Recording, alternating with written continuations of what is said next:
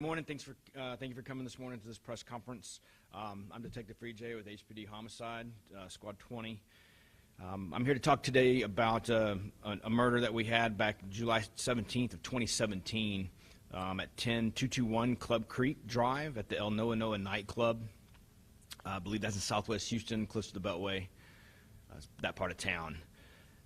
That night, officers responded to a shooting that just occurred about 11 p.m. that night, 11:30. We got the call about 11:30, so probably about 11 o'clock was when patrol got the call. There were two victims had been shot outside of the nightclub. Xavier Rodas was one of the victims, and Adam Valencia was another one of the victims. Mr. Rodas and Mr. Valencia were outside of the club in the parking lot, and they'd come in. They were coming in and out. They had a vehicle out front. They looked like they were, you can kind of see it on the video picture there. It looks like they maybe were working on the radio or something. But they were in and out of the club for pretty much all night long.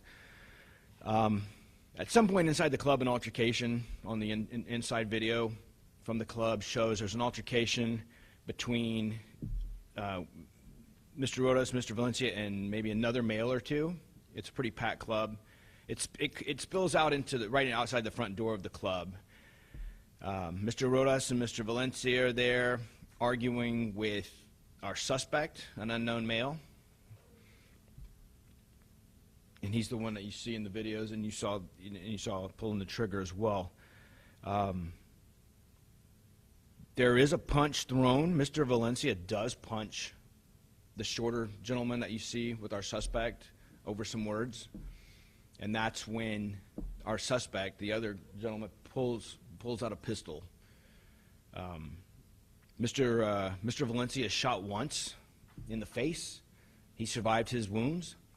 However, the injuries that he sustained caused him not to recollect anything of that night. So he doesn't even remember getting shot. He doesn't remember anything that led up to the shooting, identifying the shooter. So that's where we are with him. Unfortunately, Mr. Rodas, as you saw in the video, he runs from a little convenience store, which is right down the sidewalk in the strip center, runs past the skirmish, and as he runs past, our shooter shoots him twice, once in the wrist and once in the back. And the fatal shot was the one in the back that killed him, and he died right there in the parking lot of the club. I'm here today because this case, the evidence is clear. It's cut and dry. There's no question. We need an identity on this guy. Like every case, somebody knows who this person is and emerge in the community that he lives in. I think he lives in that area, I'm guessing. The club is a predominantly Spanish-speaking club, and I know there's a lot of apartment complexes around there that we canvassed, and people were scared to talk to us. We don't want this person in our community. We don't want him in your neighborhood either. So please, if you have a name, call Crime Stoppers. Give us all the information you can on the person, or call us directly at 713-308-3608 at Homicide, so we can get this guy. This is just too easy of a case to fall through the cracks, and the family needs some closure on it. They deserve some. Again, these two young men were out in front of the club. They weren't engaging in any criminal activity. They were just there having a good time. And one of them ended up losing his life. So with that, are there any questions of me? These guys knew each other by any time? I don't know that. I don't think so. I was hoping so when I interviewed Mr. Valencia, but again, his memory, he had no recollection of the shooting or anything. So I even showed him some photos, and he didn't recognize anybody that he knew. You guys haven't identified the suspect yet? We have not, no. Somebody knows him. His face is clear as day. He's at that convenience store right on the corner, about 2 businesses down. You see him outside of the club. You see him right there. He's on the phone. And you see him pull the trigger. It's clear as day. There's no question that if you know this guy, you'll recognize him. It happened in 2017, and now we're in 2022. Is there any new development? There is not. It's just a frustrating case that, and all of us have a few of these where the guy is just, the suspect's there, clear as day. You're not really having to do too much development on him other than getting him positively identified, and we can't do that. That's the frustrating part of this case for me and my partner. So, you know, there's no guessing, there's no, it's just identify this person, and we're pretty much there, so. Is this the first time that we're seeing this surveillance video? The surveillance video, it's not the first time? Okay, in 2018, we did release the same one. Do you have audio of what was being said, or do you know what ensued? No idea. No idea what was said. Like I said, they were in and out of the bar all night. The door was open. You know, they'd go in, come back out. Something was said. Somebody got bumped into. You know, I don't know. How frustrating is it that you have all this information, all this evidence, but yet it's been 5 years and we still can't know who this person is? It's very frustrating, and somebody knows who this is. You know, don't be scared to come forward, regardless of what your status in life is. We want to solve this for the family. We just ask someone to be a productive member of the community and come forward and do the right thing, and give us this information, give us this guy, so we can get him off the streets and out of your neighborhood, out of our city. So yeah. Could you give us a brief description of who's in the video? There's a guy with what they're wearing, so Sure. we know who is who. Okay. For example, this guy without the shirt. Okay, this is Adam Valencia. This is the gentleman that gets shot in the face and loses his memory. And he's obviously talking to our suspect somehow. This gentleman has nothing really criminal-wise to do with it. He's the one that got punched. Our shooter is the guy over that he's talking to, this guy here. Adam ends up punching this kid.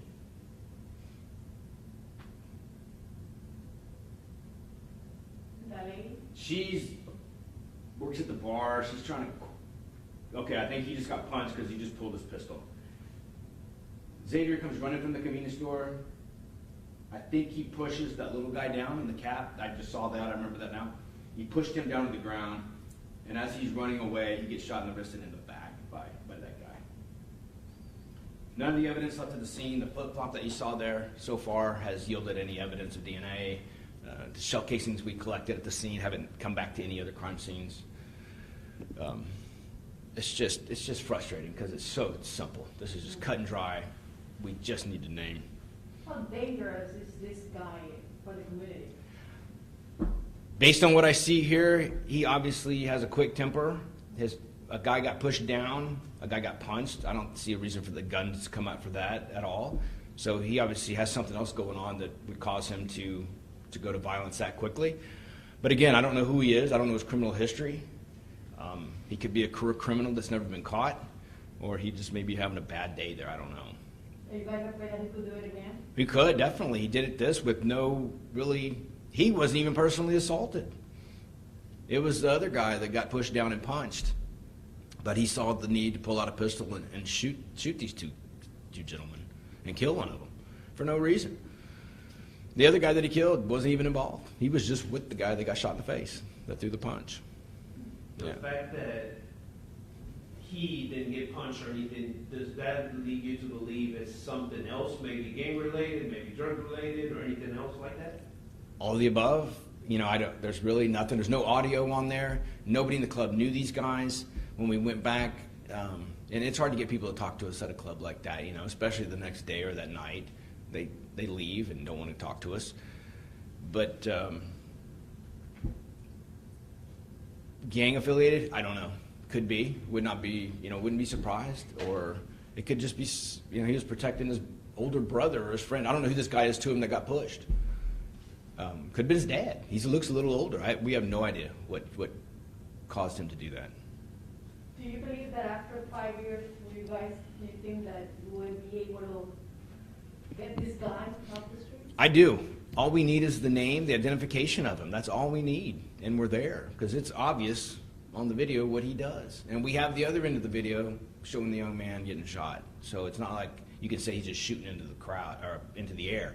No, we have the other end of the video showing the young man getting killed. We need the identity. Don't be afraid to come forward. You know, I tell people we're the murder police. We're not anything else. That's not our job. We don't deal with anything else. We need your help. And somebody knows who this guy is. Just do the right thing, come forward, and let's get this one and move on to another one. Sure, thank you. All right? Thank y'all for coming. Thank you.